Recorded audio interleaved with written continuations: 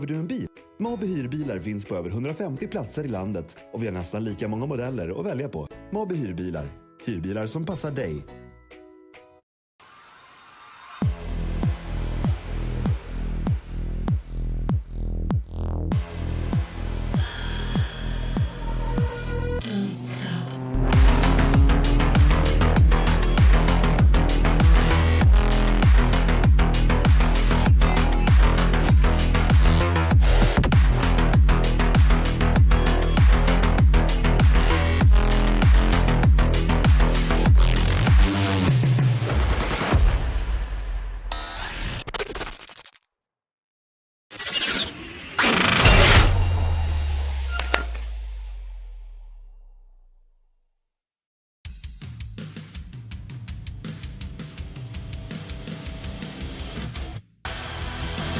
And as we enter 2024, we return for what is going to be an amazing sequence of races as we get towards the end of the regular season for the Bohlin Svenska Eracingligan. We've had so many races so far, but there's still 6 to go to find out who is going to get themselves inside the round of 15. Myself, Cameron Roger, Justin Prince alongside me for this round number 10 of the calendar here at Atlanta. It is the hunt for checkered flagged by Team Superior, and let's hope one of their cars can get up to the top step of the podium today, maybe taking a race victory. It's certainly been an interesting way through the season. We've had all sorts of different style tracks. We even have a road course coming up next time out as well. It's going to be a very interesting one for the drivers to work their way through to get themselves inside the top 15. It's been such a close championship so far, and it's certainly going to be a fun one by the time we get all the way to May and the final at Homestead, Miami. But where have we been to? We've been to Daytona, Kansas, Bristol, Auto Club, Las Vegas twice for a doubleheader before Phoenix, the Indianapolis, Four Corners, Charlotte, and now here at Atlantis. Slightly, of course, a bit of a different style track. It's very open, it's very fast.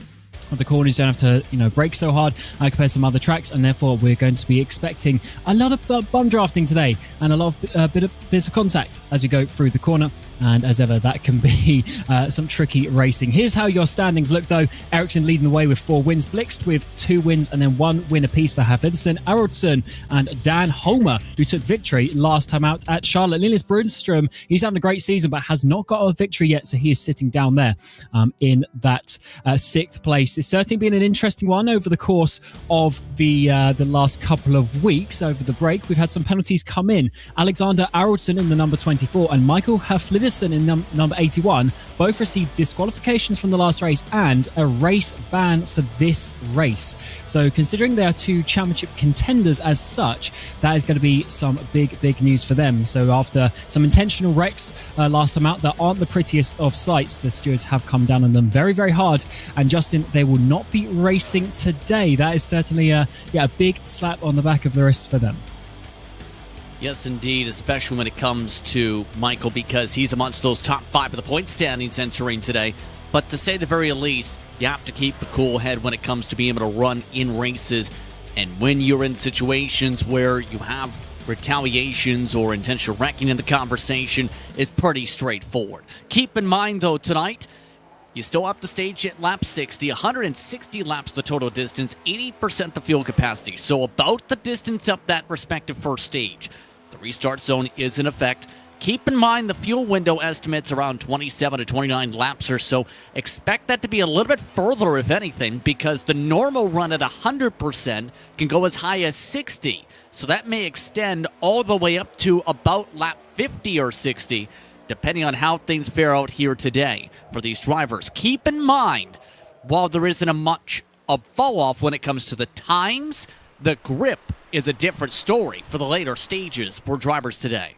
And especially if we're going to be seeing some drivers try and eke out that fuel number to get to the stage, the tyres therefore have to go even further distance as well. But potentially, Justin, the cautions are going to be coming into it. We've seen a lot of cautions this time. And we are talking, if we get a few, as ever, we might not make the lap count. After all, there is an hour and 40 minutes to be able to get the race in. If it goes green, you can get that in fairly easily. It's only about an hour and 20 minutes worth of laps, green flag. But in turn, you get cautions, precautions. It becomes a time race, absolutely. But in turn, you have to be prepared for anything, because with this racetrack, even with the amount of speed, it's going to be interesting. And here's an interesting thing. It's going to get interesting on how this all plays out in terms of the qualifying order, but also how the teamwork plays out today. And just to correct myself earlier, I did say Eracingligan was the one bad. It was not. I apologise. He did not intentionally wreck some last time, but it was Jonas Gunnarsson. My apologies for getting that one wrong. So it's Gunnarsson and Haflidason who are the ones banned for this race. So Eracingligan is out there in the number 24 and, of course, looking to continue his championship charge. He's having a very, very strong season himself as we get to the end of qualifying. He's always got close around here. Helmbro, he's already got a pole position so far this season and currently beating Brewster by 9,000 of a second. We see Hogman coming across the line. Can he get himself up towards the top spots? No, he stays down there in 24th. Actually jumps up to about 10th because the second lap's the quicker, with it being the super speedway package here. But in turn, just one driver yet to set a time in the entire field.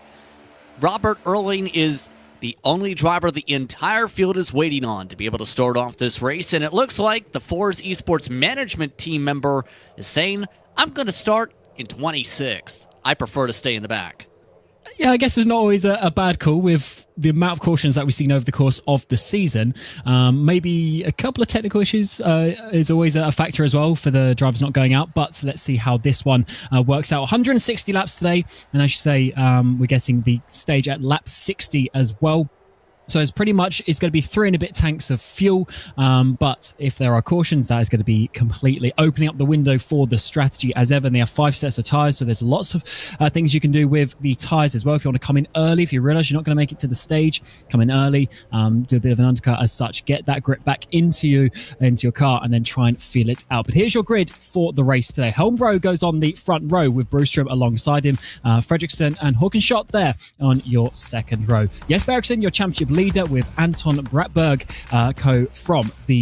from the third row. Then Superior getting a car up inside the top 6, of course, sponsoring this race today. Arison and Fagro are on the 4th row, with Holmblom and Hogman rounding out your top 10. Dan Homer, your winner from the previous round, and Anton Ullman inside your top 6 rows. And the front half of the field is concluded by Eric Blix, a little bit further down than he would have wanted, alongside Eric Lundberg inside your top 14. Daniel Soller, he's making his 60th race appearance today, with Uvenen alongside him. Lundvall and Holmgren are inside your top 18. We have 26 drivers, so still pretty decent field today.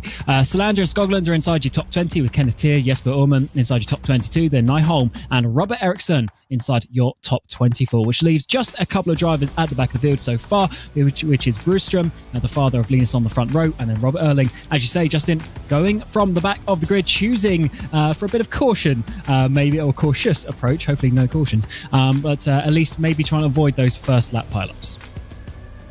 Well, it is a super speedway, so you never know when trouble can become a major factor here.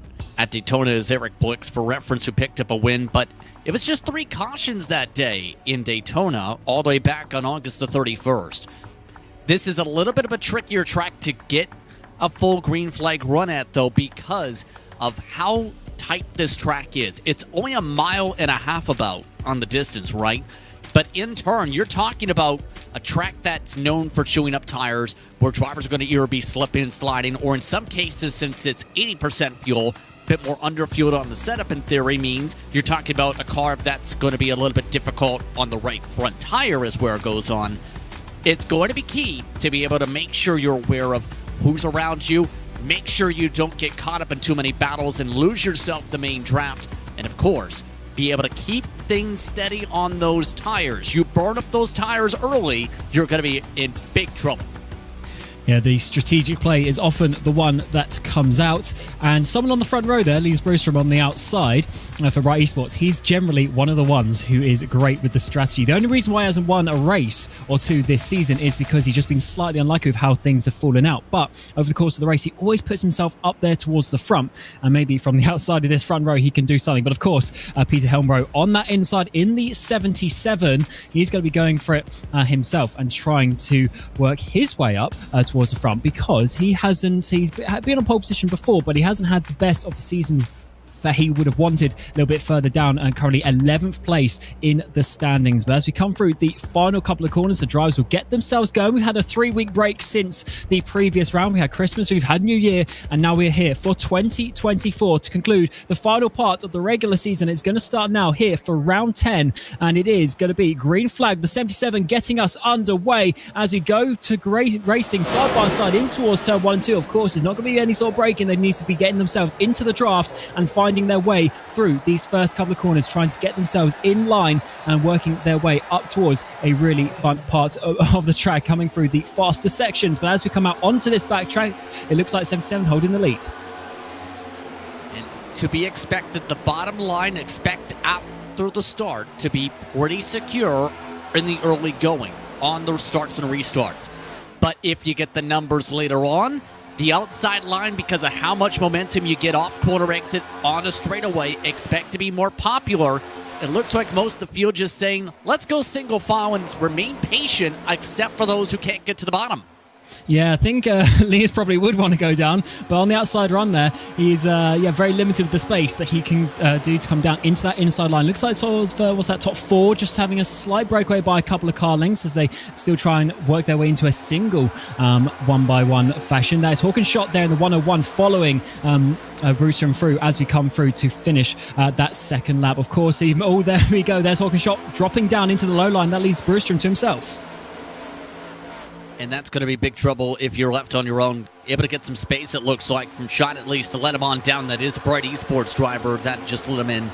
But this is actually the first time I've really seen the entire field say at Atlanta, not at Talladega or Daytona, at Atlanta I'm referring to here, say, we don't want to race right now. Let's just go single file like it's Daytona or Talladega. Usually you see 2 and 3 wide by now in most series.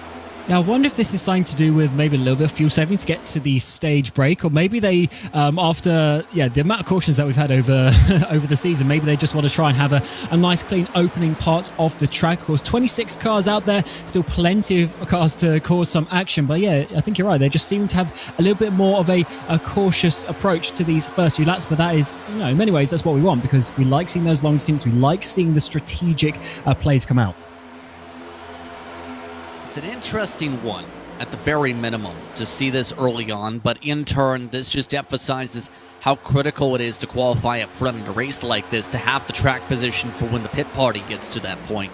I know we're talking about that on lap 5, but you're talking about a situation where you're having to pit off the banking later on in this race, and for most of the field, getting a green flag pit stop at Atlanta at the Super Speedway variant is just like seeing a blue moon in a green sky. It's rare. Yeah, definitely. You want to be avoiding that where possible. But obviously for that, we're going to need cautions or something like that to come out to allow the drivers to be able to come in and not, go laps down and things like that. It's certainly going to be a tricky one over the course of 160 laps. But it seems that everyone is pretty stable. We've got Helmbro, Fredriksson and Ericsson, your top 3 so far. They're all sitting in there very, very comfortably at this moment in time. And of course, there's a couple of slightly bigger gaps that are forming a little bit further down. But everyone, of course, still in that slipstream range, and they'll just bundle right back up to each other very, very quickly. It's pretty much one long train down the back straight. And the interesting thing to note is at least 3 drivers I've noticed have lost the draft, including Kim Nineholm and a couple others, where if you're at the very back of the line and you have a bad checkup, but you're not good on the throttle, especially in this race today, it might be the difference between you being in this main group and losing the entire pack. Keep in mind the difference of being in the pack and out of the pack, up to 2 seconds a lap here in Atlanta. So most of these drivers need to be perfect on these checkups and make sure they're aware on some of these respective runs. Yeah, definitely. And it looks like everyone's staying close, but Brewster, we saw this a couple laps ago as well, seems to go just an extra car length back or so as he takes a drink going down the front straightaway as well. Very, very calm and in control of what he is doing, but just interesting to see. Obviously, maybe lifting off at some different parts, whereas at the front, I haven't really seen any bump drafting as such yet, but they are starting to get very, very close, almost pushing each other, those top 4, all the way down to Ericsson in that 24 machine. So definitely definitely an interesting part of the race, but of course a lot of teammates up there towards front. In fact, top 4 all teammates. But in turn, you're talking about the 77 for Force Esports having to burn up a lot of fuel here, because as the leader, obviously, it means full throttle, it means clean air, but it also means your teammates, or in this respect, the entire field, can basically stay in your slipstream, stay in your draft, and just not go full throttle. You're talking about maybe 3/4 of throttle. I've heard drivers going half a throttle and keeping up the same pace as a full throttle driver up front in the past. So for most of these drivers, this is an opportunity to save 3, 4, 5 laps of gas. They aren't running too fast, mind you. They're only going about 185 miles an hour, which these drivers at other super speedways can go up to 100. But since it's so tight here, those speeds are a little bit more down because there's not enough space to get the top speed up. Yeah, it's fast through the corners, but you still scrub off that a little bit compared to obviously going in a dead straight line. So, yeah, it's a slightly different style of racing, which is what we love to see. And actually, I correct myself, I believe, is it even actually the top 5 that are all Forza Esports drivers? I think the number 10 machine also is. So a great showing from them. We've obviously seen the Alcantech cars be up towards the front so many times over the course of the season, but obviously they're missing a couple of drivers with bans from this race, and Blix down in 10th place, I believe, is their highest driver at this moment in time as well. So Alcantech really just struggling a little bit more this race. I wonder if it's a setup related thing. I mean, they are, I think, 3x3 or 3 cars in a row, a little bit further back from 10th downwards. You're talking about those strengths and numbers.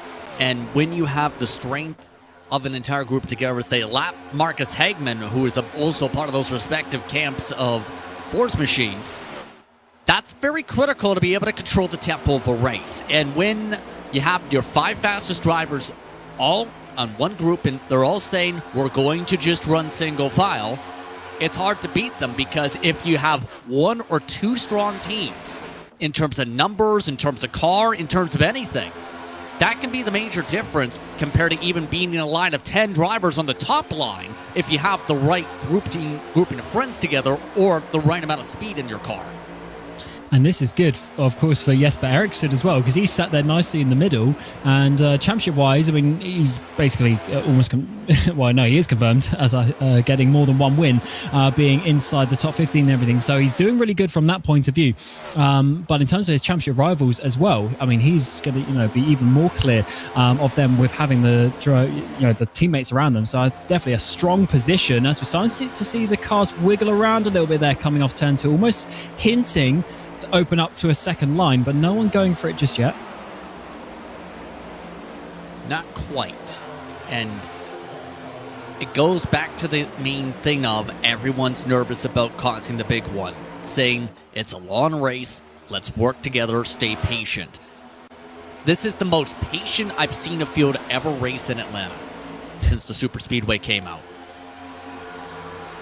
I just wonder if that is something to do with the with where we have the stage compared to the fuel number, because as you say, no one has tried any sort of aggressive attacks up towards the front, trying different lines, trying to overtake the leaders. Obviously, the top lot won't because they're teammates, but it hasn't been any sort of moves like that just yet. Lap 60, as a reminder, is the stage, and we do stay green flag. So even if they get to lap 60, they'll basically be pitting under a green flag the next lap anyway, even if they just scrape through. But that's where the extra points are, and it's an extra 10 playoff points as well. So that could be crucial when we get into the playoffs for some of these drivers. And it specifically leads into the main point back again of, if you're amongst the Forza Esports machines, why change the status quo? You already have your whole organization up here. It's about the other organizations looking to break it up. If anything, the only driver willing to go side by side is for 16th. And Lucas Holmgren, who is another Forza Esports driver who doesn't have the track position. You can just see how hard they're trying to side trap Jesper Ullman, who's just trying to run on his own on the inside in the Indy Alliance Racing machine, and is probably thinking, come on already, we're about to lose the draft. Yeah, they're trying this side by side through turn 2 out onto the back stretch. They're dead nuts side by side as there's no sort of momentum just yet, but let's come onto the back straight. A little bit of a nose ahead goes the 021, but then the inside line comes and does its magic on the inside there for the number 2, so he has to drop down once more. So yeah, interesting way of racing. He's obviously trying to get through, can't quite do it at this moment in time. An interesting point for Holmgren is he's 19th currently, joint 19th in the standings. So top 15 is what we're looking out for. He's still got a couple more races, but potentially something for him to think about, try to get up the field and get some extra points a little bit later when we get towards the end of the race, because he needs those points to get inside the top 15. Give credit to Daniel Holmer as we're taking a look at him now. The Bright Esports driver picked up the win in what was only described as a crazy one. It was the first win for Bright Esports all season, mind you, but strategy is critical in a series like this. Also being able to avoid incidents, which was a major case when it came to last race, seemed to be the play. And once those with the track position, it looks like, just electing to ride and stay patient along the bottom with the rest of the group. Yeah, and he's got his teammate 2 cars ahead of him as well, so he's not too far away from some pairings, and then behind is all those Alcantech cars. So yeah, he's in just a nice position at the moment. Holmer, he has got another podium as well, I believe, this season, so he's been up towards the front quite a few times, and he's often actually good in these races where it's a little bit more chaotic. He's often one of the ones when we get those cautions to do something a little bit different and generally try and come out on top of that. So just like his teammate, I guess, Brewston, they both like these strategic races, and he's currently doing very, very well, just holding inside there at P9 currently. Lap 22 just about to be completed. It's the hunt for checker flags by Team Superior, and they of course are sponsoring this race, which is great that in this championship we get a lot of the teams actually naming the races and of course putting their name forward. It's a great community that we have here. It's a strong community. It's a very tight-knit one who likes to have fun with each other, but also, of course, race against one another, like we've seen here in this respective series. By the way, we mentioned the side-by-side. Guess what? No surprise.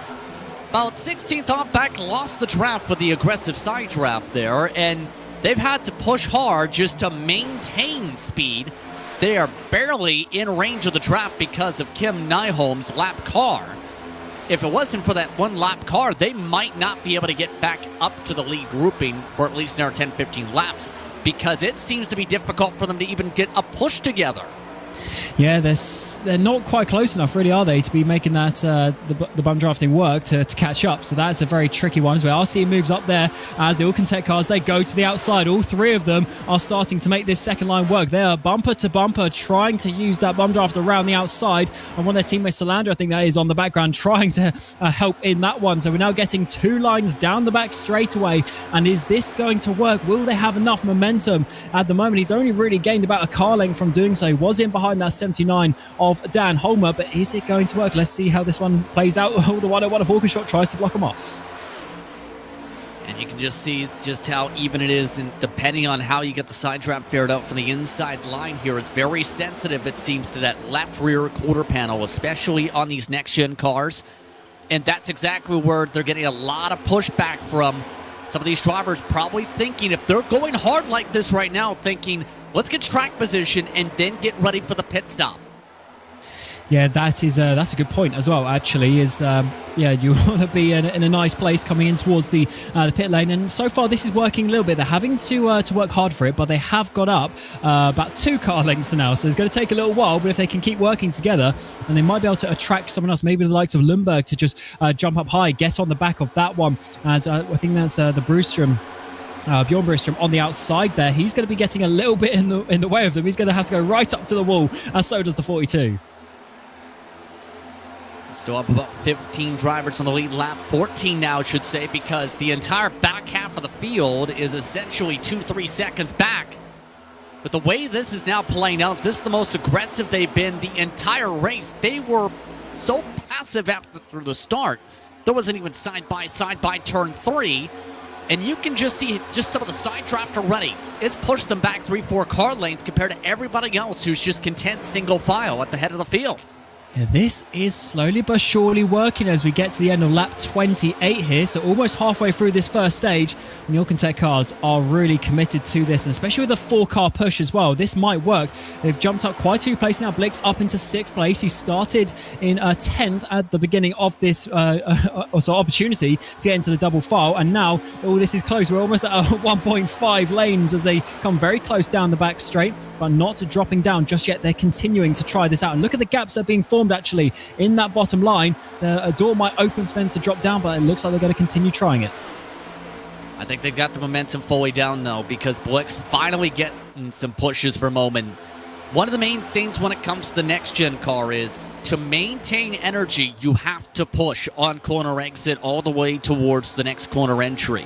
If anything, a 3-car bump draft is one of the preferences on some of the super speedways these days. Some of the top drivers will yell at you if you're the 3rd car and you're not keeping the 2nd car into the bumper of the 1st car.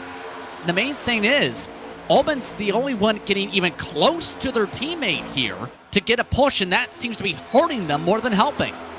Yeah, it's getting very tense here with how this is working out. We are seeing a huge gap starting to open up. There's the top 4 have broken away, but Holmborn there is the white car on the bottom lane, the number 10. He's just keeping it a little bit close, obviously, to the back of the Alcantech cars to stop them dropping down, but also he is dropping off his teammate, the 24, as he come across the line. Lap 32 we're going to be going on to, and this is really working out well for the Alcantech cars as they continue this run on the higher line, and they are really seeing it start to work. I wonder, what can the 4 at the front do for 4s? Can they try and pull away, or are they not going to be able to quite get a big enough gap? I don't know if they have enough cars once they break away to be able to stay away fully here. They do have a lot of energy at 179 miles an hour in the corners. They are about a mile an hour or 2 quicker on the average with the 4-car train, so there's less energy being spread around in the side draft. The main thing that comes to mind on this all, though, is the more this is side by side, the more this is not going to work out the way things are shaping up here, because those top 4 just have a better system, because look at how they're lining up bumper to bumper. Oh! Now we have teammates in the wall! Yeah, we certainly do. Blixt has gone, but everyone else, I think, has continued. Just Blixt himself going up high on lap 33 here, and that has not worked out well. Of course, 2nd place in the championship as it stands. He doesn't need more race wins, but he could be helping his teammates, but now he is completely gone out of this race. I mean, he went off the cameras as well, just completely disappeared on the entry of turn 3, and that, unfortunately, has stopped them in their tracks a little bit as well, because they've lost another car to help push. I think Blixt had a technical issue into the corner, because not only does he have a meatball flag, he's having a technical issue to the racetrack, so to speak. That's a 2-for-1 special. You end up losing connection to the racetrack. You also lose your ability to contend in the race with that hit to the wall. That's absolutely unbelievable. Yeah, such bad luck. And what is left is the 3 Alcantech cars still working their way. They can't quite get down in front of the number 10, but this has allowed the top 4 drivers, all 4's esports as well, teammates, to pull away by quite some distance now. Over a second it is, as the Alcantech cars still continue their work. 3-way push. This is working out very well. And finally, after about 15 laps, they managed to get down. This has worked out well. They jumped up from 10th place to now Ullman in 5th. So that was a very good team play by them, but they are now actually further off the lead because they are now 1.5 seconds off the back of the train. I'm keeping an eye on the times already here, because this is the true test. If you're running single file with more cars in line and you can't catch up to 4 cars in line, that should say a lot, not just about your car and the speed in said car, but also very likely how you are as a team right now in terms of getting that energy to each other. They're losing about a 10th a corner with the way things are shaping up here. This is not good if you are right now part of the Alcantech camp. Yeah, that is a tricky one if they want to get this stage victory, as that will be coming up fairly soon, almost 2/3 of the way through this first stage of the day, and they've certainly worked hard for it. But is this a better position to be in or not? I guess in terms of the points, they're still higher up in terms of the top 10. But in terms of chasing down for the win, I don't know if that one is going to work out. Difficult stage for the number 10 of Home Bomb now as well, because he's completely lost his teammates. So he's in there. He's got two three cars in front of him, all teammates, and he's got a couple of he's got one of the superior cars, and then of course Broster behind. So he's all on his own in that 6-car pack.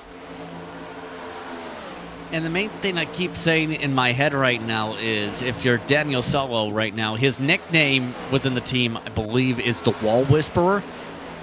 Instead of whispering to the wall at this point, you have to start whispering your front bumper to the back bumper of your teammate, because if you don't start pushing, you're not closing to the leader.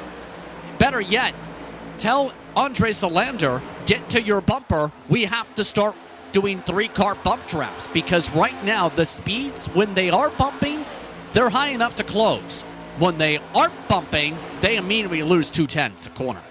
And that was Eric Blix just coming out of the pit lane as well. So he's rejoined onto the track. We do believe it was basically just a packet loss and unfortunately just vanished from the race. But he is back out there, which is the good part. The issue for him is that obviously he's going to be all on his own, laps down. But if he can work his way onto the track to try and get in line with these cars, make it a 4-car train, maybe they can start pushing that one again. But certainly tricky times for the Alcantech cars as they continue their run from 5th, 6th and 7th position, trying to chase down the top 4, which leaves Homebro leading the way, as he has done from that pole position. Fredriksson, Ericsson and Aroldsson all following in behind for 4s 1, 2, 3, 4. Communication over the radio between the drivers right now, I believe, in Swedish, so we may see some coordination on pit stops pretty soon. These top 4 are right now quicker by about a 10th, maybe 2 per lap with the way things are shaping on the average. It's taken just that long for the rest of the field to get close to evening on the stopwatch. But if this stays the way it's going, it's very comfortable if you're Forza Esports. It's a good showing for the group, to say the very least, when you can have basically a Stordhaus Racing breakaway like 2018 and run away like this. Yeah, it's amazing. They've been putting in so much effort as well over the course of this season. Of course, Jesper Eriksson winning the Formula Series, leading this championship as well. They won their own race back in Indianapolis, where they sponsored that event. So it's working out. The season working out really well for them. There is Eric Blixt for the Alcantech team, back out there on the track, but obviously laps down and trying to just see what he can do. I don't think he's going to be in the lucky dog position if we do get a caution, but at least sticking out there, just seeing what happens. As we do have a car coming into the pit lane. That is Erling, who started from the back of the grid and from 25th place goes into the pits. So we turn the pit window open. Of note, Blixt, I believe, fixed the meatball flag. Downside is he's 6 laps down, so there's at least one bright side. Still on the racetrack. But at this point, we're about 10 laps from that estimated window forwarded over from some drivers. This is where we really are about to see how big has the saving gone for some of these drivers. Better yet, have drivers been saving with how things have shaped up here in this conga line? And better yet, if you're in the second pack that formed up, that's now essentially just about closed back up to the rest of the field, did you remember to save a little bit while trying to close? Yeah, that is very true, because if you're saying you have to push, you have to be on the back of the car in front of you. You can't just be, sat there, a few inches off the back of the bumper, lifting off half throttle, etc. You've got to be pushing them, and you're going to be needing to use the throttle for that. So yeah, you're very right. There might have been a reduced amount of saving at that point in the race, but we do believe it should just about be possible to get to that lap 60. But we'll have to see how that one works out. But for these top 4, because they've been in this line literally all of the 46 laps so far, I don't think they're going to have any, at least the maybe Helmbro up towards the front might be struggling, but at least the cars in behind, I think they should be pretty calm for that one as we go into lap 47. So just 13 remain before the stage. Jesper Eriksson in this Forza Esports machine, just doing, again, what he's been doing all race. Keep close to the line you're seeing right now. He's doing exactly what he needs to do as a teammate. He knows that it's a little bit tight to get the full contact down for the bump.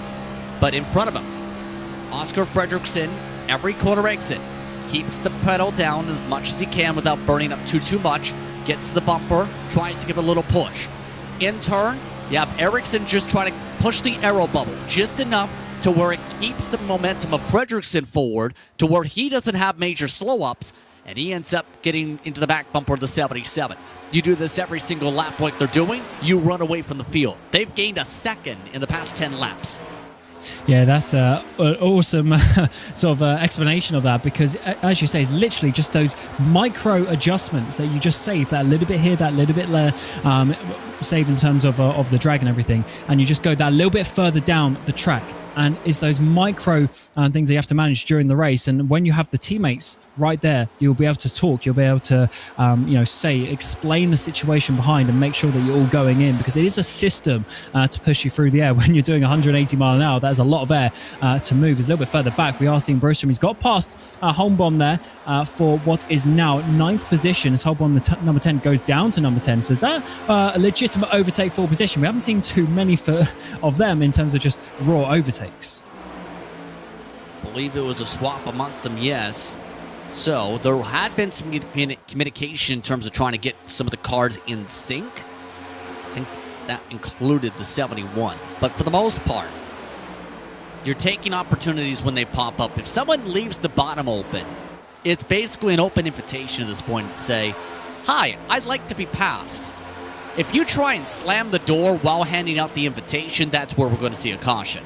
If you remember, you sent the invitation by completely weaving up to the middle line, which I think was the case that opened up that pass, then congratulations, you only lost a spot. Also, looks like Jesper Orman's back in the main pack because he's side drafting cars at the back of this group. Yeah, it's awesome to see how these cars bunch up once again towards the back of the pack. So we're getting very close towards the end of this first stage, and even though this might not be for points, if you're outside of the top 10, you might be able to work your way, having a bit of a run up towards P10, maybe stealing that final point, which is currently held by Holmbom, that white car in the middle of the pack. We go side by side down the back straight as the drivers try and work themselves in towards a couple of lines. Is certainly getting to that time where you might want to start pushing, but no, they can't make it to the stage as we once predicted. At least these top 4, they come in at the end of lap 52. And for them to make the stage mark, you'd have to think about the potential to splash and dash. If you're thinking big picture, wouldn't be surprised to see the 4 tires in fuel because of the amount of time it's going to take on the fuel tank. Maybe 2 tires in fuel, but that could be risky because of how slidey these cars get when you're on 2 tires. More drivers in the next pack coming in next time. Yeah, it depends who else comes in. Of course, that is 8 laps short, so that's a lot of fuel that the other drivers would have had to save over the course of the race. Ullman now leads from Solo and Salander, so it is an Alcantech 1, 2, 3, 4 as it stands. 4 drivers come off pit road now, and we're on to the back straight for Ullman. Surely these cars will have to come in before lap 60. Can they save 8 laps extra? I'm really surprised by that. Maybe 4s were just coming in to help out Helmbro at the front. Oh, he's still there. Never mind about Helmbro, because that's why he said, he got a speeding penalty. So he's now out of the contention for this entire race, likely. Absolutely, yeah. He's going to be way, way down. He's going to be completely out of the draft, maybe even laps down on his teammates. That is a horrific situation to be in when you're so close to an important part of the race. So that just leaves a couple of them out towards the front. That is Arison Fredriksson. Jesper Eriksson has dropped off, so maybe having to just slow up a little bit more, lost some time in that pit road. We come around lap 55 as it stands. Cars coming down, the Alcantech cars, they come in. We've got loads of drivers in behind, but out towards the front, Broström, Håkenschott, Holmer and Skoglund stay out. Someone hit the wall. That's Cedric Holmbom, and I thought these drivers were going way too quick because at least 2 more black flags. Orman and Vegrel both went way quick on the entry and or exit. And a lot of these drivers who just dived on in, I'm surprised there aren't more black flags. They nearly sent it too hard, to say the very least, with how hard they were sliding to the yellow cone. Oh, so much action as we get towards the end of this stage. Lap 60, remember, is the one. Lap 56 we are on as it stands. Here they come out to the pit lane. The 42 of Ullman and the 13 of Dan Solo get towards that green cone when they can go back towards the throttle, and the Force drivers come down this front straight. They were leading before. They should be leading quite comfortably when we get towards the exit as well, as there they go around all of the cars that have the momentum on towards the back straight. But I tell you what, the Alcantech cars, this hasn't been too much of a bad run. They possibly have gained some time, but let's see what the gap is going to be by the time they get back up to speed. Looking at the pit deltas for the reference for them to pick up some time. They're about the same. Here's the big difference. It was the pit lane themselves that picked up about a second or two. With a lot of the Forza Esports drivers, I think, keeping it a little bit more safer. Good pit exit, good pit run. But they did pick up, the Alcantech cars did, about a second. And they might have a lot of drivers who just undercut because of 2 tires. Brodstrom and several more just took the 2 tires to get the stage lead. Oh, absolutely. You're right. So Brewstrom, Short, Homer, they stay out towards the front. We're coming on to lap 58, so 3 laps remaining in the stage. And Brewstrom is leading the way. He hasn't won a race so far this season, but some extra stage points will be very much helping him when we get towards the playoffs. And he leads Shot and Homer on towards the podium as it stands with just a couple of laps to go. That is a big call, but it makes sense to get those extra points. And you talked about Brodstrom being very close to victory several times this season. This might be a good spot for him now because he was saving a lot. In turn, he's got a bit of extra fuel to burn, so to speak, as this lead car. Shot's been staying with them. Daniel Homer's been someone who's been good on strategy all season. Right now, their pace, it's not as quick as those behind him, yes, because they're very coordinated from Forza Esports. But to get to the green and white checkered, this is enough of a buffer to hold on, I think. Yeah, this is looking very nice as they come around the final corner to start lap 60. So the end of this one will be the stage. Of course, we stay green flag racing in this series, and that is why they all pit before. They didn't bother trying to save as every single last little bit. They knew they were all going to have to come in anyway. So just get the track position before we get towards the end of this stage. It's the hunt for checkered flags by Team Superior. Team Superior not going to be winning the stage, but it looks like it's going to be Linus Brewstrom when the number 71 machine for Bright Esports coming out of turn 3 and 4. Hawkenshot not doing anything to attack him as we come up towards the line, and across the line it is going to be for the stage victory there for Linus Brewstrom. They continue racing on with 4s coming in behind, with Alcantech coming in behind, but for now those are the extra points, and it is a 6-way push almost coming in behind. And then turn into one stop for the rest of the way, and these top 3 essentially have the best fuel mileage in the entire field as well right now, because that's going to be interesting to keep an eye on for later on. But here's the battle for the overall lead. Welcome back to Oscar Fredrickson and company. Oh, look at the overspeed that they had. They caught them so fast. And of course, with the newer tyres as well, they'll be able to make this outside line work even more. They go to that outside line. They try and make this work already. It's a little bit wide, though, a little bit high up on the line as Alcantech are in behind. It's a 6-way push on that outside. Linus Brewstrom surely on the inside. Oh, there's a bit of contact. There's a wiggle around. They try and find a space on the track. They now, the Force drivers are going to have to drop down, try and get in front of Linus. Well, that's going to be very difficult at this stage of the race. But look at the push down the front straight.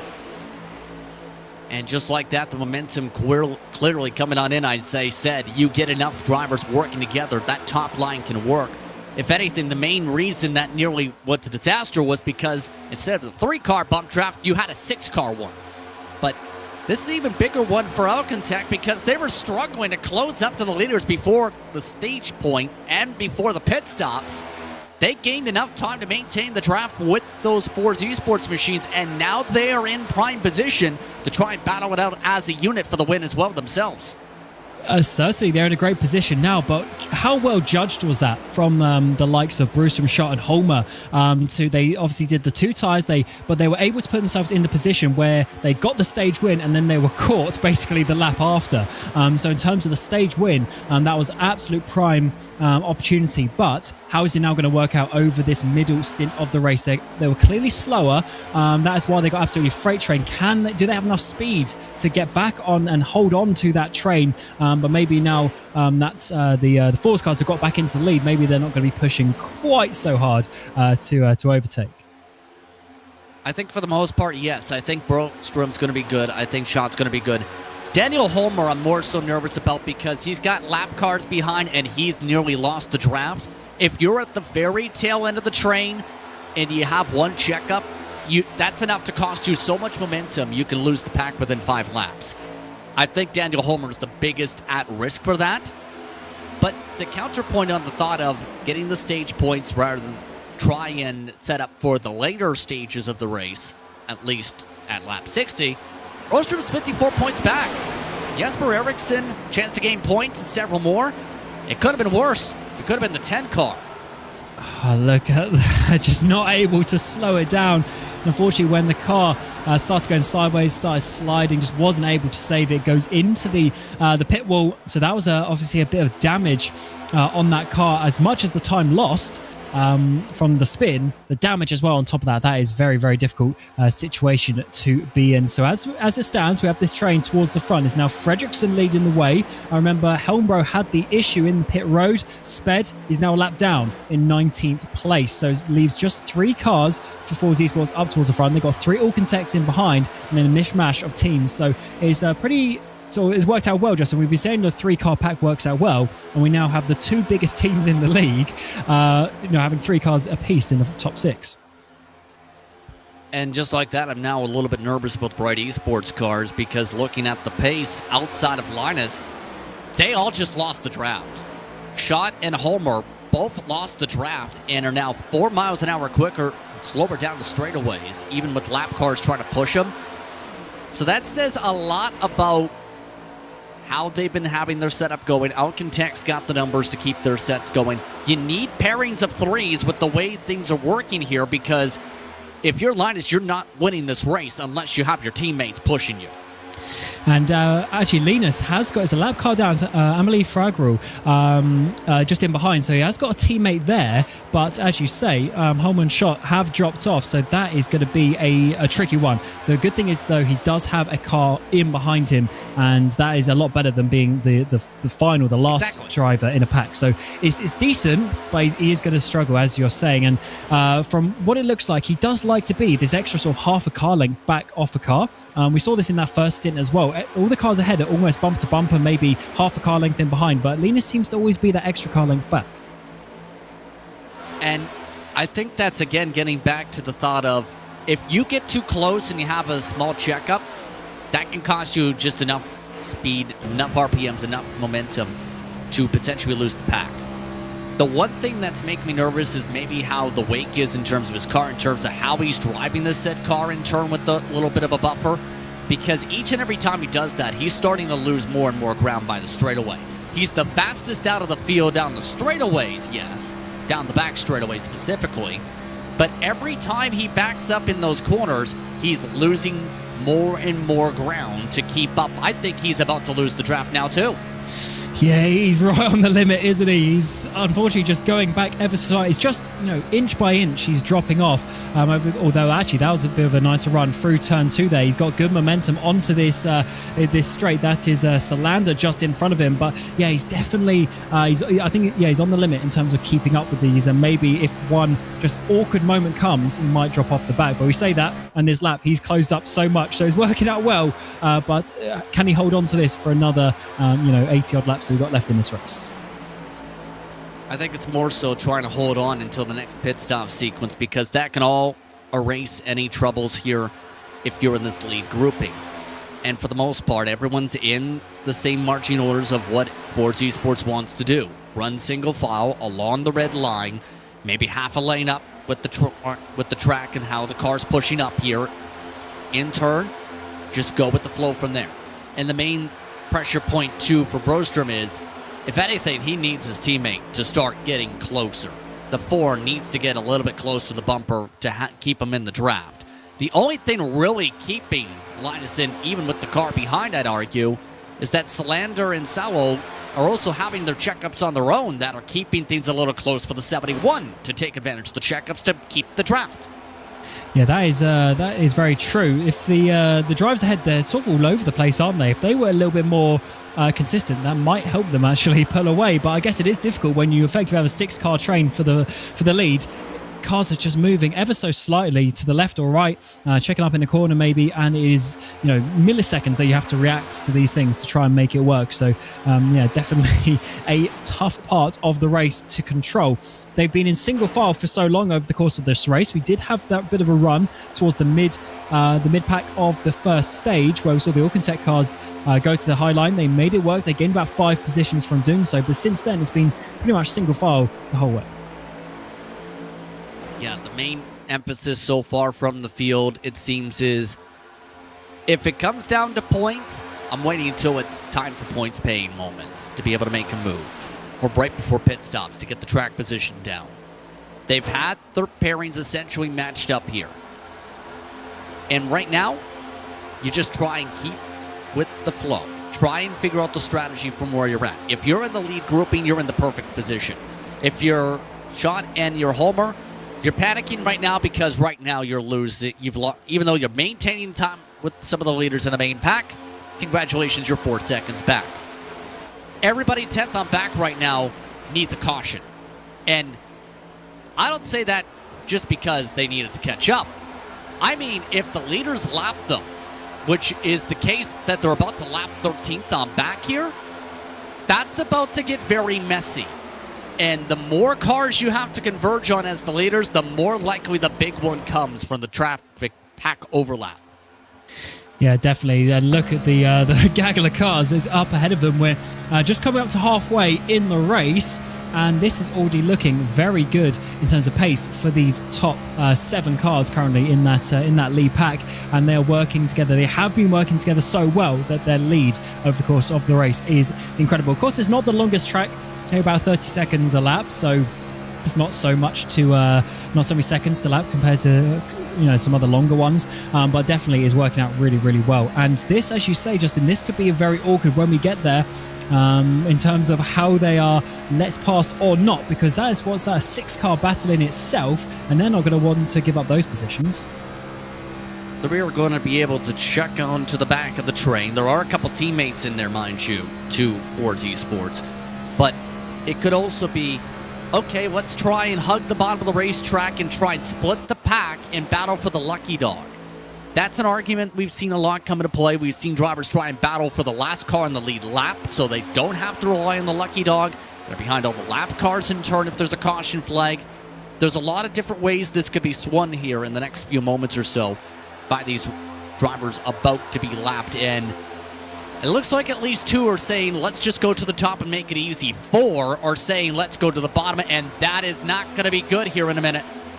Yeah, they're basically blocked now if there's 2 trains. We are on to lap 81, so we're into the second half of the race. The hunt for check flags by Team Superior, and we now have this lead pack. And, actually, Brewstrom, he's dropped off the back. Fragwell's got ahead. Brewstrom might be struggling a little bit here to hold on to this lead pack. Let's see if this gets split up, as we have the leaders now coming through a number of lapped cars, and this is going to be very, very awkward. It does seem like, though, they've gone to that high line. They've given the leaders the inside, so that might be the best situation that Fredrickson will have wanted. A couple of the Superior cars there going to the high line, and that has actually been as easy as it could have been. As always, there a car in the wall there, that blue machine just running the wall, trying to not lose that lead pack. This might help out Brostrom. If anything, that might explain why he dropped to the back, thinking there may have been trouble once they converged here. In fact, he's pitting. Linus is pitting.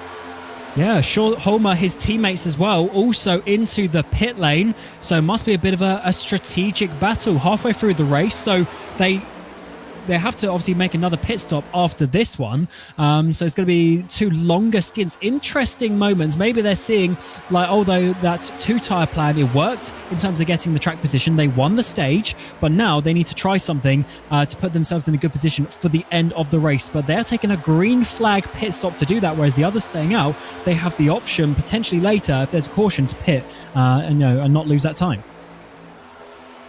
I'm not sure about the math there, though, because the fuel math says you can go on a 1-stop in theory as long as you took enough gas to get 50 laps of the run.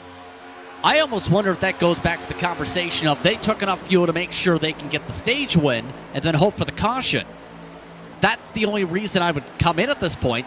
They basically just played for the stage points today. After all, we were talking with him before today, Linus. He mentioned he could afford a bad finish. I wonder if he was hinting on his strategy without intending it on he just wants the stage points. Yeah, I guess so, because especially in terms of how many cars are in, the number of cars in the championship and stuff. Linus, even if he doesn't win the race, he's pretty much confirmed to get inside that top 15 anyway. So therefore, getting those extra points could be the all-important one later in the series. So as you say, he is one of those drivers who thinks. He's able to think as well as drive, and maybe putting himself in a stronger position for a couple of months' time. So seeing the number 2 machine there go almost just inside the apron, trying to find some ways through. So definitely getting very awkward as we now have this mix of lead and one lap down cars. They did lose a little bit of pace, but not a lot. They lost about 0.3 a lap after swapping, which puts them matched up with the other packs on the racetrack. At this point, it's as long as things stay together, you're fine. Here's the thing. Jesper Orman, he's in the middle of one of those battles 2 laps down. And he seems to be one of those not afraid to push, especially since the top 3 are trying to push away again. Yeah, they're working so well together, aren't they, the Force cars? And as you say, they're obviously doing something right, because the Alcatel cars just losing sort of 3-4 car lengths now coming through turn 3 and 4, and they might actually need that push from the 2 machine behind. Might be a lap down, but he could actually be affecting this race lead and this battle as we are on to lap 88 of 160 now. The Force drivers are really doing such a good job. They haven't swapped position on track at all over the course of the race. Yes, we just lost the position during the pit stops there in that 3rd position. They've just been nose to tail, working hard, and it is working very, very well at this moment. It does look like the Alcatel cars just slightly catching back up, but at least they're showing on average they're doing a good job. There's the number 2 machine going all over the road, trying to actually lose the momentum and lose a bit of time to not hit the back of Salander. I'm not too concerned about the major ones like that right now, outside of if you're talking about 10 miles an hour difference. The one thing that is driving me crazy if you're on the lead lap right now is the 2 of Orman. Because I understand he's trying to battle to try and get one of the laps back here, leapfrog cars. Jesper's already been side drafted and lost the draft at least once today. I'm not sure why he's doing it now himself on the top side, because I don't know if the car's got the pace to even leapfrog 6 cars. And even if he gets to the front, he's not going to pull away, is he, on his own? So definitely an interesting situation there. Maybe just feeling as the pace has gone high once more as they continue to have that battle. Of course, Fragrel in the 4 machine is more laps down in that pink and green Bright Esports. So yeah, definitely an interesting one. And actually, they're losing some time now, losing a few car lengths as the number 2 goes backwards on that outside line and is not going to be any longer in that all-important position. As we've seen a little bit of a side-by-side, there's the Alcatel cars swap around. The 42 goes in behind Dan Solo. Looks like they just elected to try and change things up, see if that will change their luck a little bit in terms of how they're keeping up with the pack, maybe. Not too concerned about those swaps right now at this point. You're just about 10, maybe 20 laps away from the pit stop, though, more likely within the 15-ish at most for a lot of these drivers. And keep in mind, it's a little bit more tighter on the number for your top 3. Remember, everyone else behind went 3 laps further on their pit stop window.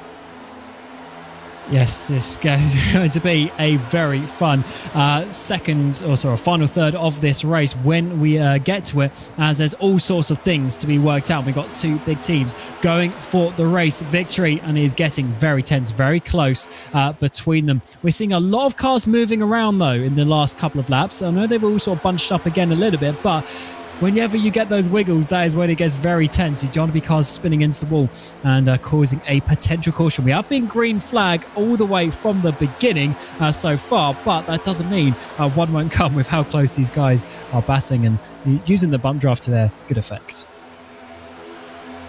And even with Orman trying to battle to try and still be the first 2 laps down here, mind you, they are starting to lose some cards in this pack based on the wrong pace. Kim Nyholm for the 2nd time today already losing the draft. Lundell, Holmbaum already hit the wall once. Robert Ericsson's losing touch with the draft. Oh, and my goodness, the lap cars nearly wrecked each other. they are battling for that lucky dog position, and it's getting very tense. And especially that number 2 machine, Justin, he's been looking very aggressive, and I just wonder if it's needed at this point, but I guess every position counts at some point. Here's the thing. He's not racing for the lucky dog. He's not racing for a position, let alone. The lucky dog right now is the 49, who nearly just got involved in that initial move. So I understand if Jesper's wanting to test some things here, see how the speed is, but it's pretty clear no one wants to go except for the one guy that can pass him, or the one person, should say, in Kim, for a position on the racetrack. Becomes Kim saying, you know what, let's get the draft off of you. I'll make it a battle if you want to fight somebody for a spot. Yeah, it's an interesting one, but it's certainly quite entertaining. But yeah, I forgot he's 2 laps down, not the 1 lap down like the 49, the blue machine just in behind there. So definitely a tricky one to come back from this. And one thing I've just realised, has it just clouded over a little bit on the track as well? Maybe just cooling the track temps down a little bit as we close in on lap 100. But the top 6 really still just staying in line. And remember, is these front 6 cars all the way down to that green car with Salander, who's now got the number 2 machine coming to his outside. They are basically the only lead cars. You see Bratberg in 7th place, now 16 or 17 seconds off the lead. These top 6 have really started to run away with it. 6/10 a lap in the past couple laps, especially with the pace on average in the past 5, 2 laps, 2/10 gained. And at some point, Jesper's getting himself shuffled out here. He's now racing the lead lap cars again aggressively. I'm not sure what his play is here.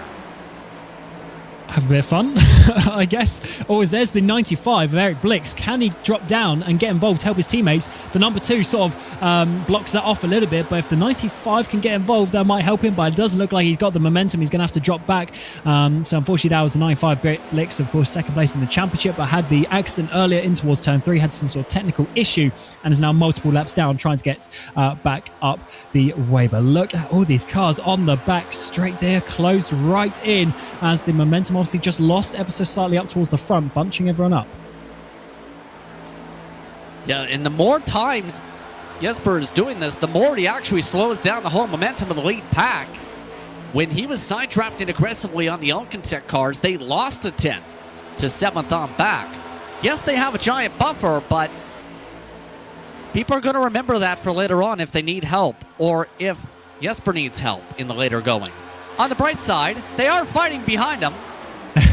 Yeah, they certainly are. Very hard, in fact, as well. It's great to see. To be honest, actually loving this one as we get towards the end of lap 100. The hunt for the checker flags by Team Superior goes in towards the final 60 laps, and it has certainly been a very intriguing race so far. Not loads of overtakes necessarily for position, but just the manner in the way the draft works, in terms of how the pit stops worked with the stage. I think we're certainly building up to a big finish here at Atlanta for the 10th round of the season, so halfway through the championship as well, as it really will start to get to crunch time as we enter 2024. And yeah, let's see how this one continues. The number 2 still wiggling around a bit, but he can't, whenever he gets side by side with Salander, he can never get past. I think for these drivers to be safe on the gas, they need to go another 9 laps here. Make it to about lap 110 and you should be okay. For the most part, I think the drivers currently 4th on back can do that. As Jesper puts himself in the wall, it looks like it's getting a little bit too much on the side here after this rate. And yeah, sorry, absolutely. Yeah, potentially just overdoing it in some situations and in not quite working. And you see that he really, was thinking about having a run, but just not able to make that one work. And it's sort of a little bit of a repeat there. Whenever he thinks he has that pace, and then just drops in a little bit further back, so not quite able to get past the Alcantech cars. But then I don't know if it's actually going to help, because there's no reason for him to get in front of Salander at this point. He needs to get in front of all 3 of them to really make that work. And it's already been made clear that even when the Alcantech cars go side by side, the raw pace and the coordination up front has been a major difference mark. Now this could get interesting. Pit calls over the radio with a wrecking. as he managed to save it. Salander does. He's dropped off the top 5 now as Alcantech go to the outside with some momentum loss there for Fours, who split up, but then 140 saving it up towards the front as actually Fours, they were slowing down because they're coming into the pit lane. Hopefully that was a bit of a lock up there for Fredrickson. Hopefully he doesn't speed, but we see this on lap 105. Fours come in, Alcantech stay out, but it's a 2-car battle now because Salander's dropped back 1.5 seconds. Jesper is making all the enemies he can, it seems, here today, because that just hurts Salander and his chances for keeping up with his own teammates here. But that's not a surprise with how many laps have been led by the drivers for Force Esports. They burn a lot more fuel by about 3 laps, it seems, on the average. They're going to be tight as a group on fuel, though. Now, for the Alcantech cars, they might be on the money here. If anything, we might be money on the time because there's about 45, 46 minutes nearly on the clock coming up here. It's going to get tight on time, even. Which is interesting because we've been green flag the whole time, but I guess that's just the way the lap count has worked out for this one. And yeah, you're right. I mean, that's on the limit with getting to the end. Maybe they know that. Maybe they've thought about it. An interesting factor there. But yeah, 45 minutes is 30 seconds a lap. So actually we should be okay. But it just depends about cautions. And they really start to slow things down. But interesting strategies here from Fours. We've seen them go shorter in both of the stints so far. Makes sense because they've been out the front. And of course they want to come in all together. To stay as a 3 on pit exit. So definitely an interesting one. We've now got Orman there. He's finally got to the front in front of the Alcantech. So let's see what pace he's got. And already I'm not liking the pace because they're going 170 miles an hour in the corner. But give it a second. Yes, Salander has caught up though, which is the important part for his race. And also, just on the back of this 6-car train is also Blixt, who of course is laps down, but might be able to help his teammates with some track position a little bit later on. And they all decide to continue once more. So they've got way better fuel mileage. So not only are they going to not have to save so much in the final stint, they're going to have a shorter pit stop time now because they're not going to need to take as much to get to the end. So this might be a win-win situation for them. I think you still have to take the full tank, Cameron, to be able to get it to the end just in case, especially if you get to the point where you have a restart, or you might checkered even, depending on how tight it is on time here. Here's the thing I've noticed on the stopwatch. The 3 you're seeing on screen are still 1/10 of a second quicker working together compared to what Orman's doing as the lead car in the main pack. So that has to be kept a note of because they're losing a little bit of time. Not the full potential of the pack yet, but they are losing time the more they stay out right now in the lead. Yeah, Fours definitely have this one nailed. And just a bit of a note is that Ericsson has jumped back ahead of Aronson like it was in that first stint through the pit sequence this time around. And it's difficult though for Alcantech. How do they actually get past the number 2 machine? They're gonna lose time in that battle. So sometimes, even though they might lose a couple of tenths staying behind, that might be better than losing a second or 2 seconds trying to make something crazy work as more drivers coming into the pit lane. And yeah, you're right. In terms of the fuel that you talked about a couple of minutes ago, obviously they still might need to take a full tank. They just won't need to save, which is the important bit. Is the number 2 there dropping down low, coming in with the Alcantech cars. Let's see how this one works out when they get to pit exit. Looks like no speeding penalties this time. A little bit more conservative on the entry, if anything. But these drivers on screen in this battle for the net lead, they are flying 29-second lap times. These are the quickest laps of the day. It's the coolest the track's been all day as well at 94 degrees Fahrenheit. These top drivers are quickly running away, and it looks like they picked up a lap car to push them to another teammate. Absolutely. Fours are on a roll this race, and it's 82. I think it's Erling just off the back, and he hasn't been involved so much this race, but he might be actually helping his teammates here as they come around turns 1 and 2, and it looks like it's going to be easy in the lead there for Fours. They're going to have the momentum on the back straight as well, and Alcantech cars, they've also split up quite a bit down solo. He hasn't got a car right in behind him to push to get up to speed, so Fours Esports, they pit a bit early, so they're going to have to do some fuel saving, but they've got a massive bit of track position. There is one major thing I'm nervous about the rest of the way for this group is they've made it pretty clear they don't want to switch the lead car in this draft. And if they keep up that consistent pattern here, where they pit where the leader of their group needs to come in for the fuel, they're not going to make it. Because the most they've gone is about 50, 52 laps when they've played that strategy. You have to find somebody that's willing to stay up in front. Hey, there's even 2 teammates who are about to be lapped here. Get one of them to take all the fuel and burn up their fuel. That's that's a good point, actually. And I'm just looking down the championship, and of course, they're all looking good. Fredriksson is in 10th place in the championship, though. So a win for him would actually be quite crucial because Arvidsson, Ericsson in behind have already got wins.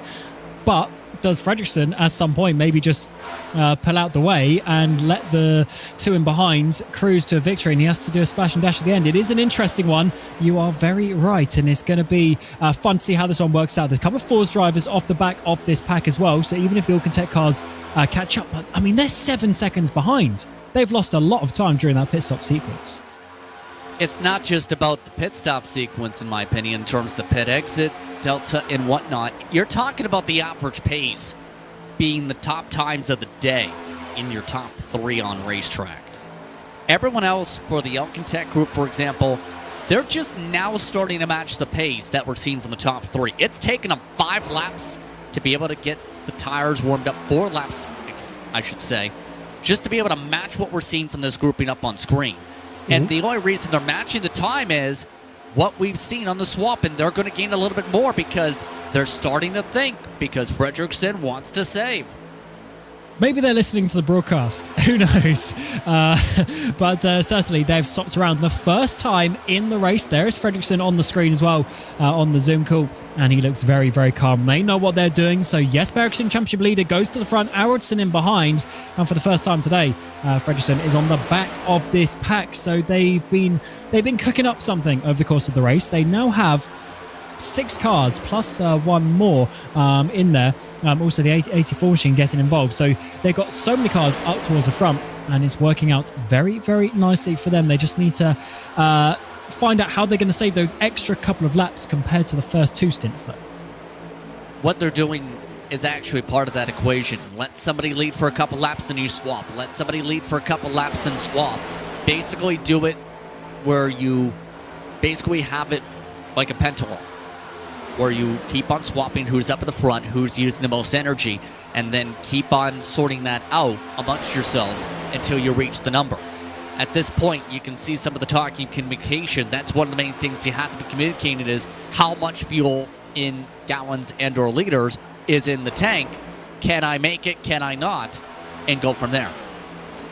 Yeah, communication is the key part, and especially, I mean, we're saying they got like 6 drivers up towards the front there, but the way you use that advantage is by communicating between them. If it's 6, even though they might be teammates, if there's 6 drivers who never spoke to each other, you know, they weren't friends, they weren't working together, it's not going to work. You have to actually be working on them. So this is going to be very interesting indeed. But we get to lap 120, and of course we haven't had a caution yet. Normally we'd go to commercial break there, but instead we'll go for it now, and then we'll bring you back for the final 30 odd laps of the race.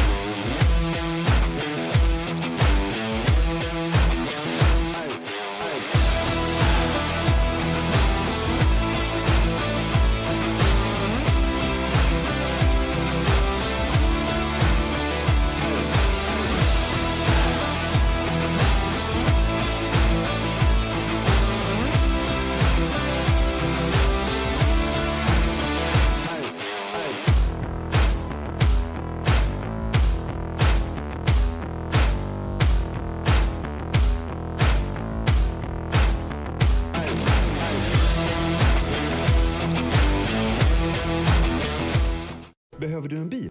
Mobi hyrbilar finns på över 150 platser i landet och vi har nästan lika många modeller att välja på. Mobi hyrbilar. Hyrbilar som passar dig.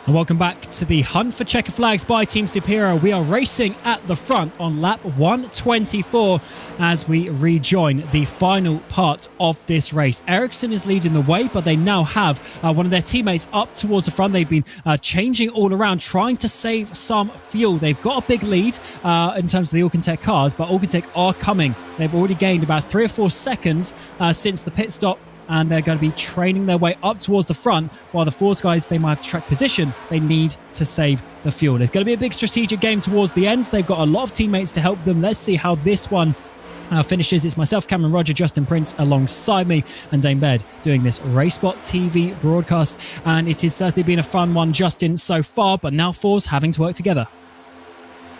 And they've been working together all race long. That's why they've been so quick here. But in turn, with them being in basically conservation mode and having to swap around every few laps here to make sure that they as a unit can make it.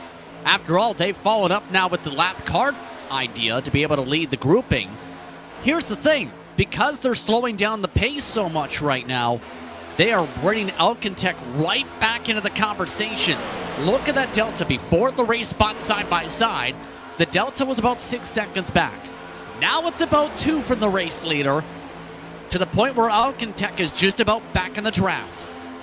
I'll tell you what, Jesper Eriksson there on screen, he doesn't look overly comfortable. He's been pulling a couple of faces and just not in a position where he knows he's controlling this race. They are slightly on the back foot, and it's going to be very difficult then. We've still got 33 laps remaining as well. That's a lot to hold on, and just even if it's just a 10th a lap, that is plenty for Alcantech to catch up. But the important point is look at the amount of cars in behind. So we've got the 37, the 24, and then the 112 in second, third, and fourth in this train. They've then got 4 cars behind them, all a lap down, as Jesper waves to the webcam. They've got 4 cars behind them, all a lap down, who are going to be in the way of the Alcantech cars in terms of track position. That's the major advantage, because they've had the raw speed advantage all race whenever they've been in a line together. Even when Alcantech has had the advantage in terms of numbers on the outside, it just hasn't worked to be able to make a pass on them. At this mark, it's going to be hard to break up their absolute control that they are maintaining up at the very front as Alcantech is here. Yeah, they've been. It's been such a team game, and they've been doing it so well. And it's now a huge, long train up towards the front. But there's so many lapped cars involved that it's going to get very, very messy inside the final 30 laps or so. Just coming up to start lap 130. There's Fredrickson on the screen for the Force Esports by Mubby, and coming onto this front straight away. They're going to be starting to look in the rearview mirror, because all those Alcantech cars in their shiny liveries are going to be coming in behind. They're on the back as all the lap cars have gotten out of the way, and it is now a straight fight, as we saw quite a few laps ago. Alcantech, they have the momentum. Are they going to be able to make the move straight away, or are they going to get blocked off? It's going to have to be a bit of a high line push for them around the outside. They made this stick earlier as Dan Solo tries to force his way to the front. Well, thank you very much, teammates, because 2 or 3 of those were Force machines. As Books has more problems, they've lost more numbers for Alcantech. In turn, though, it's going to get interesting if this is the first time we see a lead change up in front that is not with the Force Esports cars under green light conditions here. Yeah, this is massive around the outside for Dan Solo. Remember, they were over 7 seconds back. They've pushed their way to the front. They've got the momentum, and they are slightly better on the fuel number towards the end of this race. Force Esports having to save a little bit. Hasn't worked out well since the pit stop, and as we come up towards 30 minutes to go on the timer, Dan Solo takes the lead in terms of track position, and his Alcantech teammates are following him in behind with Ullman and Salander as well. Ericsson, though, is trying to use his teammate of Erling to get that bit of speed down this back straightaway, but I don't think he's going to have enough to hold on. The Alcantech cars have really played this second half of the race very, very well. If anything, it looks like if Erling wants them to go because he's keeping the speed slower on corner exit, yeah, they're trying to let him go. Interesting, as there must be a point of the race as there goes number 2 machine trying to sneak in front of them as well, being a lap down. Ericsson having a big lift off there, losing a lot of momentum as we come on to the back straight away. This is not the ideal situation, as Alcantech, they put themselves in such a good one, but what can Ericsson do? He needs to still save enough fuel to make the fuel number. I think that might be maybe the thought process here of, if they want to burn up other fuel, go right on ahead. Daddy Solo's been already doing that this entire fuel run, mind you, for his organization. And wobble! Oh, was that? There must have been a crash there slightly off the screen. Yeah, we go to caution. First caution of the day. Didn't quite see who was involved. It was just off the screen. There's definitely some contact. Are all of the Force cars in a line? I think they are. So maybe a car a lap down or so. It might be the number 2 machine who's gone off the screen. But we go to caution flag. 27 laps remaining in the day. And it looks okay on time as it stands, just being the first caution, but they continue their way around, and it has taken over 130 laps for us to get the first caution here at the hunt for checker flags by Team Superior at Atlanta, round 10 of the Bohlin Svenska Eracingligan. And to be honest, Justin, I was expecting a few more tonight, but we did have a long green flag period there. A very long green flag period, a lot of patience, and at this point of the race, it's not a surprise to see the urgency levels start to pick up, because you're talking about points paying time for the race win. Eventually, drivers are going to start making bolder and bolder and bolder and bolder and bolder and bolder and bolder and bolder and bolder and very bold moves in the end. I made sure to make sure there were 11 notches of bold in that call. And in turn, the more bolder things get, the more risk you're willing to take. And the more risk people are willing to take, the less give and take you get. Yeah, indeed. It's going to be a tricky one. As I think that is Uvenen, I think, was the one who's getting a lap back there. So he jumps up a further lap. Yeah, it's the number 2 machine. And there's Erling on the inside and Orman on the outside coming in towards turn number 1. A bit of a push there from the 37. And then did that cause the 82 to go up high? I think it might have been a little bit of a factor. The number 2 was certainly keeping it tight down towards the inside, but I think the 2 might have been helped there. Sorry, the 82 might have been helped there by his teammate. I think absolutely, because you're talking about pushing in the quad oval. Yeah. Yes, there's a straightaway portion of it, but it's still technically a half corner, you can argue. And when you push in the corners, something happens. Oh my goodness, what in the world was that? Drivers coming in way too fast onto the back of the pace car train. There was a number 4 Fagral, but on the outside was one of the Force cars. And oh my word, that was almost a huge accident. Was it the number 10 machine of Holmborn? Might have been a little bit further back, having major issues there in terms of just going way too fast coming through turn 2. Yeah, I think we just had a crash under caution. At this point, press F3 on your computer and look at the relative box. You shouldn't be flooring it by that point, catching up to the field. Absolutely not, and there's no direct rush to catch up at that point as well. It's not like we're absolutely rushing. It's only halfway round the lap, and as we come across the line, the light's still on. The pace track can't quite see, unfortunately. Or are we going back? No, we are. So a bit of a shorter caution period there as we go back to side by side. But certainly, Justin, this race, the drama, it just continues, and I think we've got that with 20 odd laps to go. And in turn, I'm very, very, very intrigued in what we're about to see towards the back of this grouping, because only 3 drivers elected to pit to get fresh tires.